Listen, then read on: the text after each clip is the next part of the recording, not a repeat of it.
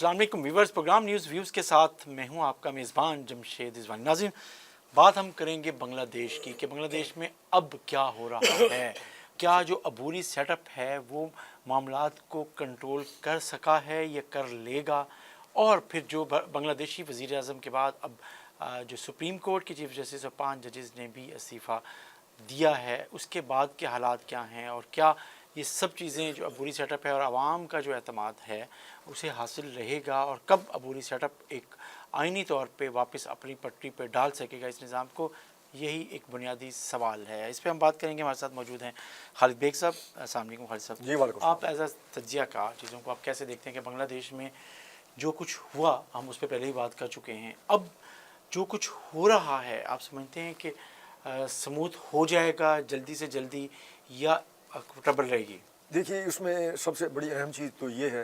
कि जो डॉक्टर यूनुस हैं, जिनको अबूरी सरबराह बनाए गए हैं, वो बहुत बड़े रिफॉर्मर हैं और उन्होंने साबित किया कि किस तरीके से वो निचली सतह से भी चीज़ों को, ख़राब चीज़ों को ठीक रखने और करने और उसको बेहतर शक्ल देने की महारत रखते हैं। उनका जो बैंक था, जो 1974 से उन्होंने जो सिलसिला शुरू किया, माइक्रो फाइनेंस बैंक, और अगर आप उसकी उस ज़माने की बात करें तो उनको कोई हौसला अफजाई किसी तरफ से कोई भी बैंक कर्ज देने को तैयार नहीं था, और उन्होंने जो अपने दोस्तों से और अपने 800 टका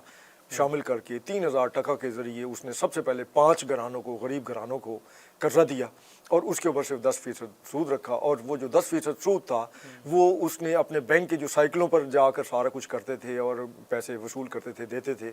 उसके ऑफिसर जो थे, वो 10% जो उसका सूद था वो उनकी तनख्वाहें थीं। आप देखिए कहाँ से उसने शुरू किया और कहाँ अब बांग्लादेश जो है हमारे पूरे साउथ एशिया में मुआशी तौर पर एक बहुत बड़ी कुव्वत उभर के सामने आया है। तो इसका सारा किया धरा और बुनियाद रखने वाला वही डॉक्टर यूनुस है।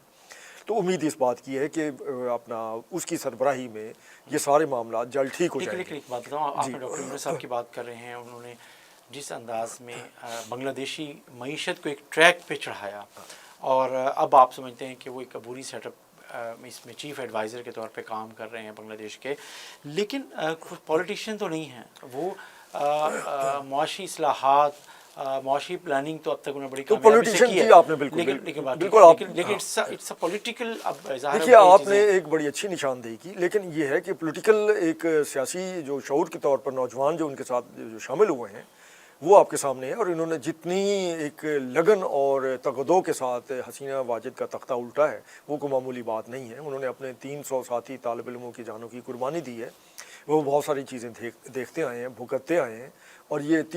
ये जो नौजवान है ये वो तीसरी नस्ल है जो 2 कौमी नज़रिया की हामी, उनके वालिद के वालिद वो उसके हामी थे, और उनके अंदर ये सारी चीज़ें मौजूद थीं। इंदिरा गांधी ने तो ये कहा कि अपना बड़ा फतह का झंडा गाड़ा के जनाब देखिए हमने 2 कौमी नज़रिया जो है वो बहरा अरब में डबो दिया है, लेकिन बंगाल में उसने बहरा हिंद की बात की थी, ठीक है ना, तो उसने कहा हमने डबो दिया है। लेकिन आप ये देखिए कि वही जो डबोया हुआ 2 कौमी नज़रिया था जिस तरीके से उभर के सामने आया है तूफ़ान की शक्ल में, सुनामी की शक्ल में, तो आप देखिएगा कि वो उससे इंडिया के संजाम को पहुंचता है, और इंडिया के अंदर अब ये खौफ। वापस डॉक्टर यूनुस साहब की तरफ आते हैं। हम बात कर रहे हैं कि डॉक्टर यूनुस एक माहिर मईशत हैं, एक रिफॉर्मर हैं, लेकिन एक क्राइसिस का शिकार मुल्क को आइन की राह पे दोबारा पटरी पे दोबारा चढ़ाना, और उसके बाद इस वक्त जो बदअमनी है उसको कंट्रोल करना, क्या वो इस तरह उसकी भी सलाहियत रखते हैं? असल में ऐसा है कि डॉक्टर यूनुस जो है उनको हसीना वाजिद ने सियासतदान भी बना दिया था। वो इस तरीके से कि जिस वक्त हसीना वाजिद बरसे इक़्तिदार आई और पिछले जो 15-16 साल हैं उसमें उसने जो उसका हशर किया, उसके ऊपर जो मुकदमात बनाए, उसको जेलों में डाला, और उसकी जो काविशें थीं उनको समेट कर उनको अपना रंग देने की कोशिश की, और वहाँ उसकी काविशों के ऊपर अपने मुक्ति बानी के जो लोग थे वो सवार करने की कोशिश की। तो वो डॉक्टर यूनुस भी जो हैं वो बहरहाल उस मुआशरे का हिस्से हैं और अपना तजर्बा रखते हैं, तो वो सियासतदान तो बन ही चुके हैं। उसके लिए सियासत जो है वो बाकायदा कोई ऐसा सब्जेक्ट नहीं है। अच्छा जिस आपने बांग्लादेश की तरक्की की आपने भी बात की कि चीज़ें जो इसके हमायती हैं हसीना वाजिद के, वो ये कहते हैं कि उनके दौर में सबसे ज़्यादा तरक्की हुई, लेकिन अभी आपने जैसे मेंशन किया कि डॉक्टर यूनुस ने तो 1974 से ही माइक्रो फाइनेंस बैंक की बुनियाद रख दी थी, और उन्होंने ग्रामीण बैंक के ज़रिए ही आप छोटे कर्ज़ों के ज़रिए ही पूरी बांग्लादेशी जो मईशत को एक नया स्ट्रक्चर फ्राहम किया, चीज़ें की और एक नई बुनियाद दी। वो उस दौर में तो अवामी लीग नहीं थी और चीज़ें थी, खालदा जिया का दौर था, खालदा जिया खालदा का जिया दौर का था, चीज़ें दौर थी। था ना, हाँ। तो वो आप समझते हैं कि एक दफ़ा फिर बांग्लादेशी मईशत उस ट्रैक पे होगी जिस पर पहले चढ़ रही थी, दौड़ रही थी? पूरी उम्मीद है जी। उसकी वजह ये है कि बंगाली हमारे भाई हैं, ठीक है, इंडिया ने एक बहुत बड़ा जहर जो है बोया, उसके वायरस बोए और वहाँ पर कौम परस्ती के जो जज्बात थे उभारे, लेकिन वो अब ये चीज़ साबित होती है जो कुछ वहाँ पे मुक्ति बानी वालों के साथ वो नौजवान तालिब इल्म कर रहे हैं,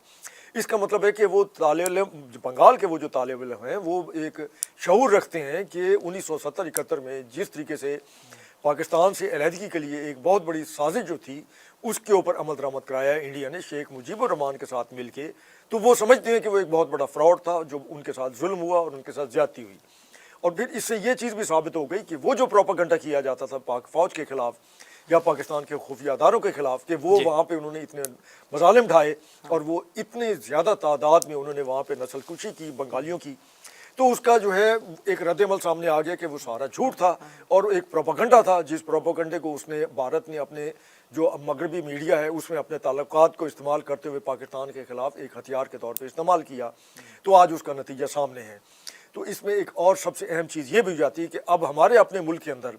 वो तमाम हमारे दोस्त दानश्वर जो पिछले 53 सालों में पाक फौज को और ये ताने देकर 1971 की जंग के हवाले से हथियार डालने के हवाले से ताने देकर मतून करते चले आए हैं, अब उन्हें भी अपने जो बयानात थे, अपना जो मौक़िफ़ था उसे रजू करना चाहिए और उन्हें भी उस अंदाज से सोचना चाहिए जिस अंदाज से बांग्लादेश के अंदर ये तीसरी नस्ल जो है सोच रही है। आप देखिए कि इसमें आपको नहीं लगता कि भारत के जो फेस हैं, जब वो ये खुल के कह रहे हों कि हाँ मुक्ति बाहिनी को हमने सपोर्ट किया, हाँ मुक्ति बाहिनी को हमने बनाया, हाँ हमने उस वक्त शेख मुजीबुर रहमान को मुकम्मल सपोर्ट किया, उसी वजह से जो बांग्लादेशी अवाम हैं उनमें ये राय बनी कि हम साजिश का शिकार हुए। आप ऐसे लगता है 71 में जो चीज़ें हुई, नहीं, तो अभी अब तो वो खुद तस्लीम कर रहे हैं ना। देखिए उसमें एक अहम चीज़ जो चेहरे हैं इंडिया के मीडिया के सियासत के, वो ये तस्लीम कर रहे हैं कि हमने 71 में हमने ही बांग्लादेश बनाने की बुनियाद रखी और हम ही बांग्लादेश बनाने वालों में शामिल थे। तो वो अब उसका वही हो गया ना कि वो जो हिंद में उसने दो कौमी नजरिया डबोया था, अब वो उसका सुनामी जो है उसकी जो 3 रियासतें हैं बांग्लादेश के साथ मुल्हिका परली तरफ म्यांमार के दरमियान, ठीक है, अब वहाँ पर एक बहुत ही एक अच्छी खासी तहरीक चल रही है कि उन रियासतों को कुछ बर्मा का इलाका शामिल करके और चट्टगाम का कुछ इलाका बांग्लादेश से शामिल करके बाकायदा एक क्रिश्चियन स्टेट बनाई जाए। ये इल्ज़ाम जो है हसीना वाजिद ने बाकायदा एक अपने इंटरव्यू में भी लगाया था जो कि इस वक्त सोशल मीडिया पे भी मौजूद है, मेरे ख्याल जनवरी या फरवरी 2024 में, और उसने यही कहा था कि अमेरिका जो है वो यहाँ पर एक क्रिश्चियन रियासत जो है वो बनाने जा रहा है। भाई क्रिश्चियन रियासत बनाने जा रहा है तो उसमें इंडिया को बोलना चाहिए ना। तो इसका मतलब है कि वो इंडिया के लिए जो खतरात थे उस खित्ते में, जो मणिपुर में जो फसादात चल रहे हैं, मणिपुर में जो आपके इल्म में है पिछले 2.5 साल से या नरेंद्र मोदी के दौर में जिस तरीके से वहाँ पे जो ईसाई कबाइल थे उनको मारा किया, उनकी नस्ल कुशी की गई, उनकी ख़वातीन की आबरूरेज़ी की गई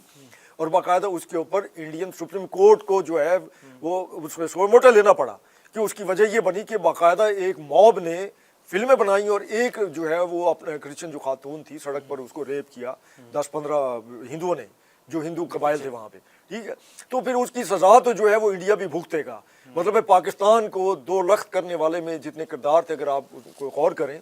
तो उसमें बुनियादी तौर किरदार जो था वो इंडिया का था और इंशाल्लाह हमारी आंखें देखेंगी कि उसका अपना अंजाम क्या होता है। और वही 2 कौमी नज़रिया खालिस्तान की शक्ल में पाकिस्तान के साथ बिल्कुल साथ ही मुल्का मशरकी पंजाब में जिस तेज़ी से आगे बढ़ रहे हैं उसको भी इंडिया नहीं रोक सकता, जितनी मर्जी है वहाँ पे मुसालम कर ले। अच्छा, भारत की एक गैर मारूफ वेबसाइट है, उसने जो एक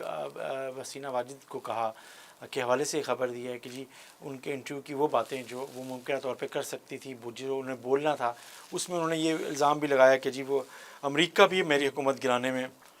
उसका भी किरदार है, अगरचे उनके बेटे ने इसकी तदीद कर दी है। अच्छा, आपको क्या लगता है? आपने वही मेरी बात की तायद कर दी ना कि हसीना वाजिद जब तक इक़्तिदार में रही वो इंडिया के स्पोक्स पर्सन बनकर पहले पाकिस्तान के ऊपर इल्ज़ाम तराशी करती रही, पाकिस्तान के ऊपर दहशत गर्दी और दहशत गर्दी को फ़रोग़ देने के इल्ज़ाम लगाती रही। उसने यहाँ तक कहा कि بنگلہ دیش کے اندر بھی اگر کوئی دہشت گردی کا واقعہ ہو جائے تو اس نے الزام لگایا کہ اس میں پاکستان ملوث ہے, اس میں ISI ملوث ہے. تو وہ جو ایک بیان ہے, چاہے اس کا بیٹا تردید بھی کر دے, اب بیٹا جو ہے جتنے مزے اس نے کیے ہیں اپنی ماں کے اقتدار کے دور میں, تو صاف ظاہر ہے وہ ایک چس تو پڑ گئی نا, اس کو چس کا تو پہلے لگ اس کی گیا نا بیٹی کا سیاست بیان میں. آیا کہ ان کی والدہ بالکل سیاست نہیں کریں گی, پھر ان کا کہ نہیں الیکشن سے پہلے واپس آ جائیں گی اور وہ لیڈ کریں گی, چیزیں کریں گی. اب وہ تھوڑا سا دوبارہ ایک حوصلہ, پھر بھارتی حکومت کا شکریہ ادا کریں کہ میری ماں کی زندگی بچانے میں بھارتی حکومت کا کردار ہے اور چیزیں ہیں. تو یہ ساری چیزوں کو, یہ جو بدلتے بیانات ہیں ان کے بیٹے کے حسینہ واجد کے, دیکھیے اس کو کیسے دیکھتے ہیں؟ حسینہ واجد اگر ویسے سیاست میں حصہ لینے کے لیے آئندہ جب یہ الیکشن ہوں گے اس میں حصہ لینے کے لیے بنگلہ دیش جاتی ہے, تو اس کا بندوبست تو وہ جو اس وقت عبوری حکومت ہے, وہ جو طلبہ تحریک کے جو لیڈران ہیں وہ پہلے ہی کر چکے ہیں, اور انہوں نے کہا ہے کہ ہم باقاعدہ جو ہے وہ ریڈ وارنٹ جاری کر کے, یہ ہماری بہت بڑی ہمارے اس ملک کی قاتلہ ہے اور ہم اس کو واپس لائیں گے, اس کو بھاگنے کیوں دیا گیا. اچھا, اب اس کا پریشر جو ہے وہاں اس وقت جو آرمی چیف ہے اس کے اوپر بھی ہے, اور وہاں پر اس کے اوپر بھی ایک شدید رد عمل آیا کہ اس نے اسے فرار کرانے میں اس کی مدد فراہم کی اور اس کو موقع دیا کہ وہ وہاں سے نکل جائے. اب آپ اسی سے اندازہ لگا لیں کہ آئندہ کیا عوامی لیگ ایک سیاسی جماعت کے طور پر کیا وہ بنگلہ دیش کی سیاست میں باقی رہ سکتی ہے, یہ آنے والا وقت بتائے گا. لیکن حالات اور جو اس کے آثار ہیں وہ نظر نہیں آ رہے. اچھا, اب انڈیا کو ایک اور فکر لاحق ہے, حسینہ واجد کے ساتھ جو کچھ ہوا وہ حسینہ واجد کے ساتھ نہیں ہوا, وہ بیسیکلی انڈیا کے خلاف ہوا ہے, انڈیا کے ساتھ ہوا ہے. وہ جو باؤنس بیک ہوا ہے وہ سارا اس کا جو ایک پروپیگنڈا تھا, امریکہ اس کو استعمال کرنا چاہتا تھا چائنا کے خلاف 1962 کی جنگ کے زمانے سے دیکھ لیں. اور اس میں آپ یہ دیکھیے کہ امریکہ ہی کے ایک سفارتکار تھے, اب مجھے ان کا نام یاد نہیں آ رہا, انہوں نے اپنی کتاب میں لکھا کہ جس وقت 1962 میں امریکہ کی خواہش پر صدر ایوب نے مشرقی پاکستان کے اندر انڈیا کو اڈے فراہم کرنے سے انکار کر دیا تاکہ وہاں سے وہ چائنا کے خلاف جو ہے وہ کوئی ایکشن لے سکے, تو اس وقت جو ہے امریکہ میں یہ احساس بیدار ہوا کہ اگر ہم نے انڈیا کو چائنا کے خلاف لڑانا ہے تو اس کے لیے پھر ضروری ہے کہ پھر مشرقی پاکستان کے اوپر سے مغربی پاکستان کا کنٹرول ختم کیا جائے. اب یہ حقائق بھی ہیں. اچھا, اب اگر اس طرح کے بین الاقوامی سازشوں میں آج کی موجودہ صورتحال دیکھیں تو اب بھی امریکہ کے اندر یہ لابی ایسی موجود ہے جو اس کو مہمیز دیتی ہے, اس کو حوصلہ دیتی ہے انڈیا کو کہ وہ جو مرضی کرے, اس کے اوپر اسرائیل کی طرح کوئی قانون لاگو نہیں ہوتا, لیکن یہ کوئی چین کے خلاف لڑنے کے لیے تیار رہے. اور اس کے علاوہ جس وقت یہ چیزیں سامنے آ رہی ہیں, انڈیا کو یہ خوف ہے کہ اس کی جو مشرقی اور جو ہے نا ریاستیں جو ہیں شمال مشرقی ریاستیں, اگر وہ واقعی کوئی کرسچن ریاست بنتی ہیں تو وہاں اگر امریکہ کا کنٹرول ہوگا تو وہ امریکہ کا کنٹرول صرف چائنا کو چیک نہیں کرے گا, وہ انڈیا کے اوپر بھی یہ بہت بڑا چیک ہوگا. تو انڈیا کے اوپر بھی ایک بہت بڑا خطرے کی گریٹ گیم نا, گریٹ گیم ہے. یہ چیزیں اس ایریا میں صرف یہ نہیں ہے کہ یہ بنگلہ دیش انڈیا کا معاملہ نہیں ہے, اس میں امریکہ کے انٹرسٹ بھی ہیں اور جو چین کے جو چیزیں ہیں وہ بھی اس علاقے کی جو ریجنل پالیٹکس ہے اور اس میں جس کو جو چیز وہاں چاہیے یا جو اہم سمجھتا ہے اور کس کو وہ کچھ چیزیں نہیں بھی چاہیے, تو ظاہر ہے اس وجہ سے یہ علاقہ اس وقت نظر میں ہے. دیکھیے اب اس میں ایک دو بڑی طاقتوں کے, چین اور امریکہ کے, اور ساتھ ساتھ خود بھارت ایک بڑا ملک ہے, اس کی بھی اپنی چیزیں ہیں. انڈیا کی طرف سے بار بار الزام لگایا گیا کہ بنگلہ دیش میں یہ جو انقلاب آیا اس میں ISI ملوث ہے, پاکستان ملوث ہے, الزام لگایا گیا. میں الزام کی بات کر رہا ہوں نا, ٹھیک ہے. اور بنگلہ دیش کے اندر سے جو عوامی لیگ کے لوگ ہیں, حسینہ واجد وغیرہ, وہ بھی یہی بات کرتے ہیں. اس کا جواب جو ہے وہ ہماری وزارت خارجہ نے دو ٹوک الفاظ میں دے دیا کہ اس میں پاکستان کا کوئی عمل دخل نہیں ہے, کہ پاکستان جو ہے وہ 1000 میل کے بعد جا کر اور وہ اس طرح کی کیوں مداخلت کرے گا. پاکستان کا کبھی بھی یہ ڈیزائن نہیں رہا. لیکن انڈیا کو یہ الزام لگاتے ہوئے سوچنا چاہیے کہ وہ مشرقی پاکستان تھا, وہ بھارت کو اس کے حصے کاٹ کر اس وقت وجود میں آیا جسے بھارت کو دو قومی نظریہ کی وجہ سے بہت زیادہ تکلیف تھی, ہے اور رہے گی. تو اگر وہاں کے عوام آج بھی اسی انداز سے اور نئی نسل جو ہے اسی انداز سے انڈیا کے خلاف سوچتی ہے جیسا کہ 1947 سے پہلے جب مسلم لیگ کی وہاں بنیاد رکھی گئی, تو اس کی وجوہات بھی تو بھارت کے یہ جو لوگ ہیں الزام لگا رہے ہیں پاکستان پہ, ضرور انہیں سوچنا چاہیے. اور اس میں ہاں ہمیں جو ہے یہ جو اس وقت بنگلہ دیش کے اندر نوجوان نسل ہے اور یا جو لوگ جو عبوری حکومت آئی ہے, اس میں ہمیں ان کا بھرپور اور ضرور ساتھ دینا چاہیے. وہاں قیام امن میں ہمیں ان کی معاونت کرنی چاہیے. اور ہمیں انہیں حوصلہ دینا چاہیے کہ وہ ضرور کامیاب ہوں گے اور بنگلہ دیش جو ہے واپس جو ہے ایک اپنی معاشی قوت جو ہے وہ بھی برقرار رکھے گا اور اس ایک نئے امیج کے ساتھ ابھر کر سامنے آئے گا۔ اگر اس میں پاکستان کو اسی طریقے سے ملعون کیا جاتا رہا، متون کیا جاتا رہا، تو پھر پاکستان صاف ظاہر ہے وہاں پر اس کے اثرات پاکستان پہ نہیں پڑیں گے۔ وہ جو عبوری حکومت ہے یا وہ جو نئی نسل ہے جو دو قومی نظریے کی بنیاد پر دوبارہ ایک وہ مرج ہوئی ہے، تو اس کا مطلب ہے کہ انڈیا ان کو پھر مزید ناراض کرے گا اور اپنا ایک مزید دشمن بنائے گا بنگلہ دیش کو، جو کہ ایک حقیقت بھی ہے تاریخ کے حوالے سے، اور یہ تاریخ جو ہے اب ہمیں بھولنی بھی نہیں چاہیے اور ہمیں اس کی نظر بھی رکھنی چاہیے۔ جی بہت شکریہ خالد بیگ صاحب، آپ نے بات کی، اور بنگلہ دیش میں جو اس وقت بے چینی ہے، بد امنی ہے، اور جو امتحان ہے عبوری سیٹ اپ کا، اس امتحان سے کیسے نکلتی ہے یہ عبوری نظام حکومت جو اس وقت بنگلہ دیش میں رائج ہے، اور پاکستان نے جو بنگلہ دیش کے حوالے سے ایک میچور رد عمل کا اظہار کیا ہے، اور توقع یہ کی جا رہی ہے کہ بنگلہ دیش کا یہ جو بحران ہے وہ کم ہوگا، نئی حکومت وجود میں آئے گی جسے عوام کی بھرپور تائید حاصل ہوگی، اور بنگلہ دیش دوبارہ اپنی جو امیج ہے ایز ابھرتی ہوئی معاشی طاقت کا وہ برقرار رکھے گا۔ اس کے ساتھ ہی ناظرین اپنے میزبان جمشید وانی کو اجازت دیجیے، اللہ حافظ۔